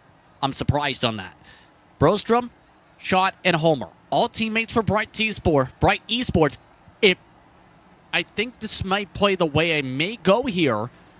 They might have enough grip to be able to try and rim ride up the top around the top drivers if they can get in line together. Yeah, that grip is going to be very crucial. But what this has done is it's helped the Force drivers as well with their fuel number. So are they going to be able to fight Alcantech? Alcantech were looking so, confident there in that period just before the caution. They've got Solo, Orman, and Salander inside your top 3. Then we got Ericsson in behind. There was a replay there of Holmbom just way, way too fast coming through turn 2. And fortunately, that wasn't a bigger accident than it could have been. But we start side by side. How quickly do we go back to single file action? And of course, the 42 there is a little bit, left out in the open. If you can't get down to that low line, it's going to be an interesting one. There's going to be 23 to go. The hunt for check flags by Team Superior, round 10 of the season. is going to get underway. Go back to green flag racing as it's going to be Solo taken away from the front row, and it is already the 42 getting down to that front row after an amazing restart. Yes, but Ericsson needs to do something to try and get back down onto that lower line. There's a little bit of a gap there. Lundberg has sort of left that door open because Fredriksson jumped up onto that top row to follow in with his Forza Esports teammates. But let's see as we come down this back straight in towards turn 3. Looks like all Consec, they're doing a decent job, but For's not losing so much time. They're working together well. I don't think we're going to go back to single file for like 20, 30 laps here. You're talking 23 laps to go. You've got to go. And at that point, it's no surprise to see some of the fastest cars all race with Forza Esports saying, we've got to go. We know we're quick. Let's go. And you have an extra car that's adding to the number in Bratberg, who knows they've been the fastest cars. They've got to go. Yeah, they certainly do. They need to work together well to push away. As you say, not too many laps to go, 30 seconds a lap, so we're only about 10 minutes or so left of this race at green flag racing conditions. Alcantech still leading very nicely, though, on that inside line, and the good thing for them is they got some cars now pushing them. Forza Esports on the outside are working very well, but they've only got one car in behind, one of the superior cars. Bratberg trying to push them up towards the front. This is going to be a very difficult situation if they can't use that well, as we're 3-4 wide in the background coming down the back straight. Yeah, and towards the back of the field at that point, it's, do you want a chance at the race lead or the lead lap? And that's a good way to do that without the racing back there. But up front, it's not a surprise to see them trying to side draft each other, try and pull each other back at the way things are going. Right now, getting very dicey from that top groove. And they are starting to add more of the lap cars to the back of the queue. They are getting way tight on the bottom. Oh, they certainly are. Everyone's wiggling around a little bit. This is a very tough, very tough situation for them to be in right now. They know they need to push, and it's working well. Ericsson round the outside of 3 and 4. Can he use that momentum? Realistically, they want to drop down, but only if all 3 of them get down there, and they want to still be working together. They want to have a Forza Esports 1, 2, and 3 as Alcantech are on that inside line. We're side by side for the race leaders. Solo versus Ericsson. They rely on their teammates, and this is going to be a great battle between the pair. And this is going to be where you better be intense on some of the pushes here right now. If you're Omen for Alcantech, if you're Erldson when it comes to Forza, if you aren't good on pushing, it's going to potentially cost your teammate a chance at the win right now. Erldson's been one of the best pushers in the race. Ericsson's been one of the best field commanders, it seems, up at the front of set field all day long. Right now at the number state path, though, you still have Forza with the advantage because of just how much better the pushing has been from the top. Yeah, they've worked together so well this race as they continue to be side by side around the final couple of corners. Amazing stuff between the pair, and they've been going at it for so long now. 18 laps remain, and it's going to be like this to the end. If it stays green flag racing, it's just going to be who can edge it out by a nose, maybe, coming up towards the line. They're working together so well in terms of their teammates and fours, and also just coming down, trying to do a little bit of the side draft, slow down the inside lane, but it's not enough to take the lead right now. But this is going to be a game of inches by the end. It's going to become a game of millimeters if you want to go even tighter on the measurements right now, because you're talking about a racetrack where it's very normal to see photo finishes. It was normal for much of the early 2000s to have it come down to the final corner. It's not going to be a surprise to see that coming into play today with 16 coming to 15 laps to go. I think if you're Ericsson, you're right where you need to be. You have teammates pushing, and you can go from there. It's the matter of, I think it's more so the question of, does a third line eventually try and do something? Yeah, this is going to be a tough one to work out where you want to be, and especially for the likes in behind. You've got Brewstrom still in behind. Surely he's going to want to try something. Of course, Lundberg, Bratberg just in the row ahead of him as well. At some point, surely they want to try and work their way forward. They've got to try something different. They can't just sit behind the Fords and the Alcantech cars if they want to try and win this race. And it's also difficult for Fords because they've been on this outside line for a while now. It's not working in terms of completely getting ahead and getting in front. So there's still a lot of questions to be asked. There's also Lander wiggling around there as Lundberg, I think, just bump drafting maybe a little bit too much. Yeah, I think Salander, if anything, got a little bit too close on the corner exit and nearly spun on his own teammate. But that's caused a bit of a gap on that bottom line. No one's really been able to take advantage of anything here. And for those wondering, why not have Ericsson move down to the bottom? One of their cars just hit the wall for one, so they've lost some help on the top line in Bratburg. But the bigger point I was about to make here, Cameron, is if he moves down to the bottom, if you have a non-teammate coming down in front of you in close quarters racing, do you want to really push them to the win? Yes, it definitely. It's a tough choice with what you want to do. Seeing, is that Hawkins' shot? Yes, it is. Just going to that high line as well. He's trying to work his way. Work his way up towards the front there on that outside line. We've completely split into two lines now. It's not just the Force drivers and one more. It is literally half and half in this top pack as we get to 12 laps to go. It's still the 3 Fords on the outside and, of course, the 3 Alcantechs on the inside, but they're getting different drivers pushing them now. As Brewstrom is 4th place on the inside line, he'll be wanting to try and work his way up as well. He's still missing a race victory this season. It's going to be very close, and you can tell with the tire grip. They're starting to lose ground because the more you run the top, the harder it is on the tires in this type of close quarters racing in the Super Speedway package for the next-gen car. And already, some of the drivers having to think, do they go to the bottom and play it careful, making sure they don't slide or get too tight out of the corners here with how things are playing out coming to 10 to go. It is so close between these as they've been neck and neck now, literally since the restart. But over 10 laps now, we've been green flag racing and they have just been nailed on side by side, working their way through the course. And they're trying to, they've been trying the whole time to just get that edge, get that little bit ahead. But the two teams are working well together. They are slightly splitting up on that high line though, a little bit further back. Need to be careful of that to lose the momentum onto this back straight. But 10 to go as Ericsson there just gets a little bit out towards the front, but again, he doesn't want to drop down unless he can get all his teammates in behind. Exactly, because if you end up dropping down with nobody, you've got no help. If you drop down with just even one of them, you have a decent shot here, depending on how you want to play this here. If you maintain all on the top line, which is also a viable option with the way things are going here today, you have a 3-car tandem ready to go. And you also, with the way they're sliding up here, Cameron, take away the chance of a 3 wide, and it looks like that's their intent. Don't allow the third line to form for the end. Yeah, that is exactly what they want to do. Inside 10 to go now. It's going to be 8 at the line, and it is getting close. They're really trying to work this side draft now. Coming in there off the final corner, also on the entry of turn 1. Hopefully the Force guys have enough fuel. The caution should have helped them out, but we know they were a little bit tight. Can they go flat out to the end? This is really getting close in behind, as well as they try to push their way forward. And all you can do now, it's a big side draft there from the 42 mid corner, maybe coming up high unintentionally, or maybe that is for some draft as the 13 as well. Down this front straightaway, they're really moving left, moving right now, trying to play the aero games. Still not enough to open up that top line clear quite yet for at least 2 of the Force machines. At this point, Erlandson looks to be in the prime spot to push Ericsson the rest of the race. It's the matter of, does everyone else cooperate in their line to keep them the way they're going? Or does someone try and shake it up? After all, the Bright Esports drivers are 3 of their cars up towards the top, at least 2 of them should say.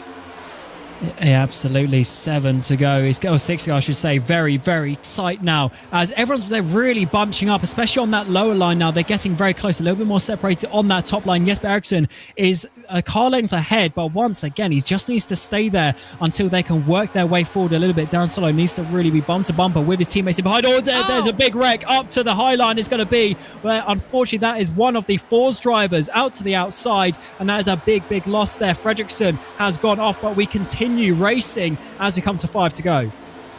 Looked like a chain reaction again from Solander with him getting too close again to his own teammate. Fredriksson is in the grass with a no nose, and because he kept it straight, he doesn't get the caution that he needs to be able to keep on the lead lap at least. And that is a big loss for Fours up towards the front. 2 cars is obviously worse than 3, as we've been mentioning over the course of the race. Coming up to 4 to go. Alcantech 3 cars on the inside. Fours 2 to the outside. It is still Solo and Ericsson pushing them out towards the front. And they need to be careful because Ericsson, they're almost pushing Ericsson diagonal into the wall like we saw. Unfortunately, Fours do earlier. The 37 swapping his teammate, the 82 around, as they tried similar games. Even without one of their teammates, they seem to have the right amount of numbers on that top line. Getting a lot of help because those 4 Bright Esports cars are still up there. But you look at how powerful the push is. If it's timed up right from Omen, Danny Solo could still get this race win. He needs it in the right spot, though, off the corner exit for the final lap at this rate. Yeah, it all depends really on almost the push of the driver behind. You can't control your race so much. It looks like obviously they're not going to be swapping around just yet. Look at all these drivers are wiggling as they try and fight their way through. And yeah, they finally come down. Fours managed to get down. The 101 with Hawkenshot as well comes to block off Alcantech. They go side by side. They're bumping. They're banging across the line as we come to 2 to go. And somehow we're staying green flag racing. That was nearly disaster already. It was pretty clear. No lift. It's near the end of the race. Let's keep going. That's what happens when you also push in the corner. But now you have Fours Esports in the driver's seat. But Daniel Homer might be the wild card here because he's got a Bright Esports teammates in Shot, who's got a big run coming out of 4.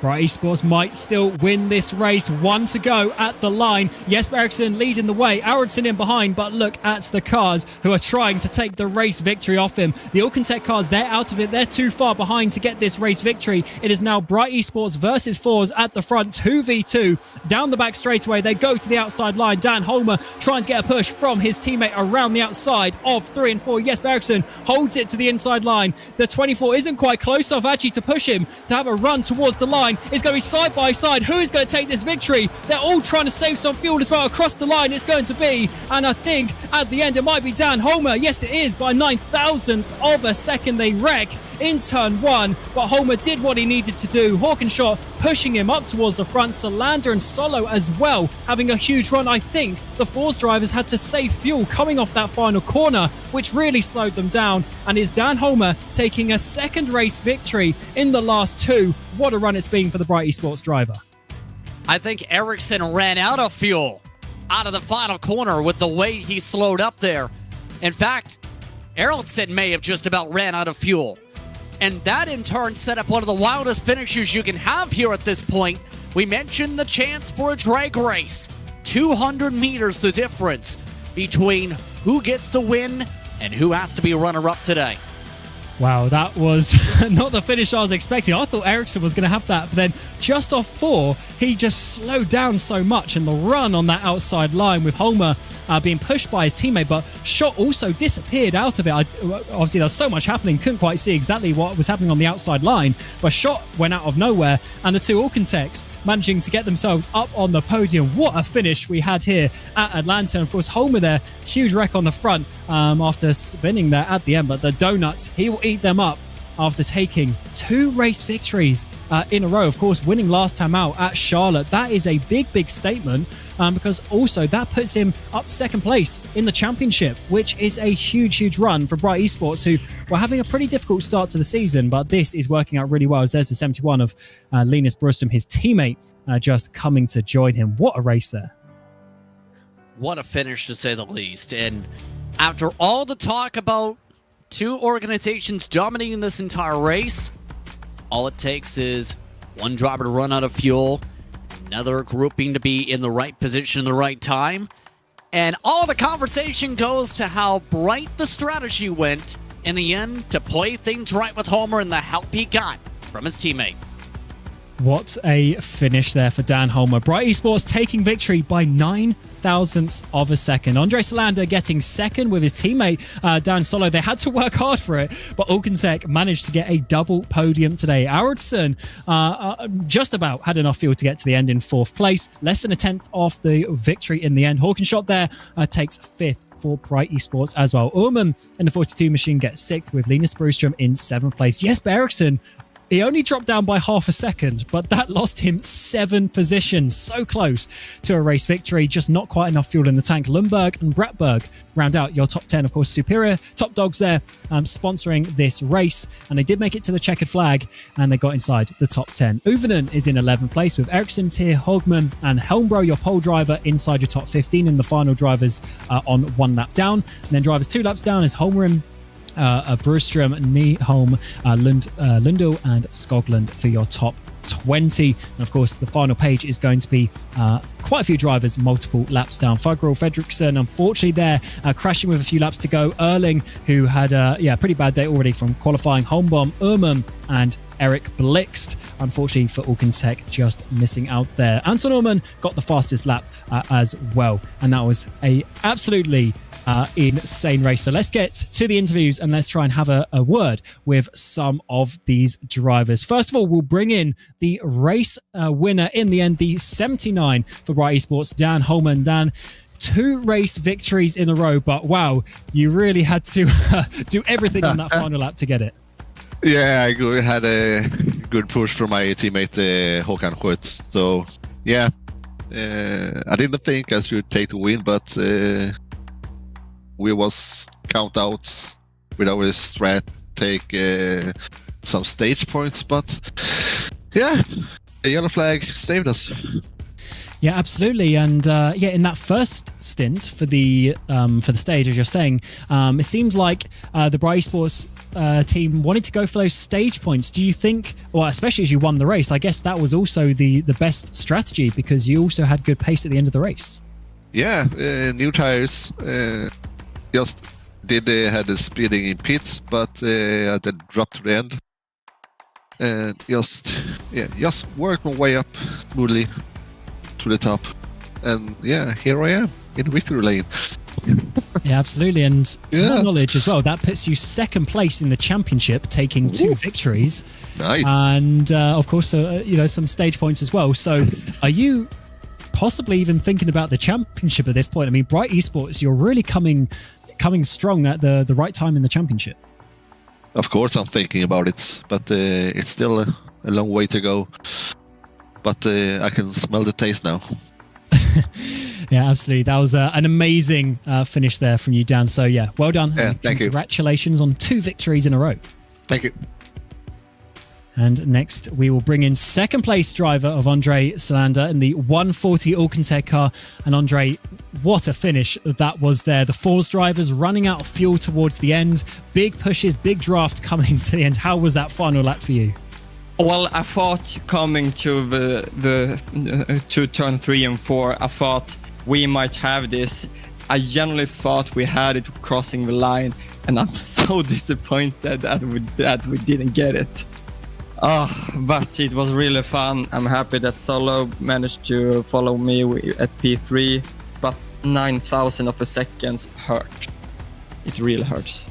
Yeah, certainly. I mean, you had to work hard that race as well. You spent so many laps, probably the whole race, in fact, just sitting behind your teammates, pushing each other along, having to concentrate so hard on the bump draft. Was that really a difficult sort of process to learn and to go through to get that bump drafting just correct for the best lap time? Yeah, of course. Both Sol and Erman is doing a really great job at super speedways. So I'm learning a lot from them. They did the hard work. I'm just was the third wheel and just tried to help as much as I could. And due to the small mistake coming to the second to last lap, I instead got the opportunity to be the leading Alkentech at the end. Yeah, absolutely. You're doing a great job. So congratulations on your second place today. And just actually, final question is, what do you think you can do in the next few races now? Of course, some of your teammates have been maybe a little bit higher up in the races, but you're seeming to get some good results now. Yeah, something is starting to work out now. I'm just managing to avoid troubles and actually get the car to the finish line. That is always my priority, and I usually take it from there. Yeah, absolutely. Good job today. And yeah, just seeing a replay coming across the line. Wow, that was close. A bit unlucky today, but maybe next time. Good luck. Thank you. And lastly, we'll bring in his teammate, the number 13 of Daniel Solo. And Daniel, that was an amazing finish to the race. There were cars going everywhere, left, right, and center, 3 or 4 wide across the line. Just how was that from your perspective? Yeah, well, I didn't see much being hooked up to Selander there. So after we lost the lead, I just went, well, last lap, I don't think we're going to make it. So I'm just going to push as hard as I can anyways. And going out of 4, I finally get some eyes on, and I see like, I don't know what happened, but they were like all over the track. And suddenly I thought we had won it almost until I checked the standings after it updated. But that was fun. Yeah, it's a difficult style of racing here at these super speedways. How was it working with your teammates, especially in that final stint? I mean, you were just at the front, you were being pushed along, but how is it trying to judge that to make sure that you can have the fastest time possible? It's harder, I would say, than the bigger normal super speedways, because here you have to focus on the side drafts like all the time, but also because the corners are so sharp, you still have to make sure that you lift quite a lot on exit to get hooked up, because you do lose a lot of ground in corners compared to tracks where the corners barely matter. And then obviously I just have to hope my teammates do a good job, which they did. And then we had one moment and we kind of lost it there with a couple of laps to go. And it's certainly been a slightly more difficult season than you potentially would have wanted, not getting a race victory yet. Do you think, though, that is coming? I mean, obviously you're just a 10th of a second away today, but how is your confidence coming into this second half of the season? Yeah, I mean, I certainly hope I'll get a win here at some point. Either way, I'm pretty sure we'll make a pretty, not easily, but I'm pretty sure we're pretty safe for the playoffs anyways. But of course, we have I don't know, I don't have that many good tracks coming up, I guess. So maybe we'll have to send it in the Alcantech Racing McRace free feeder, if anything. Yeah, absolutely. Talladega rounding out the regular season, of course, sponsoring the race. So we'll wish you luck for that, and of course the remaining races. And congratulations on your podium today. Thank you. So that was certainly a very interesting race, and that concludes our race here at Atlanta. What a race it was as well. There was a lot of strategy, a lot of bump drafting, a lot of teamwork as they work their way through this race. 160 laps down, and it was in the end Daniel Holmer getting the race victory by the smallest of margins, just 9 thousandths of a second. What a race victory that was. But of course, the racing doesn't stop here. Next time out, we go to Watkins Glen for the AMRT Grand Prix, and that is on the 18th of January. But next week, we come back with the Road Course Series with the Formula 4 cars once again, and that is going to be a lot of fun. So make sure you join us basically every single week now from here until sort of March, April time. There's going to be racing here on Thursday evenings for the Bohlin Svenska Eracingligan. So we look forward to that, and we thank you for watching. It's been myself, Cameron Roger, and Justin Prince alongside me, and of course, Dane Bed alongside for the production of this RaceSpotTV broadcast. And until Watkins Glen in a couple of weeks and the Formula 4s next week, we wish you a very warm goodbye.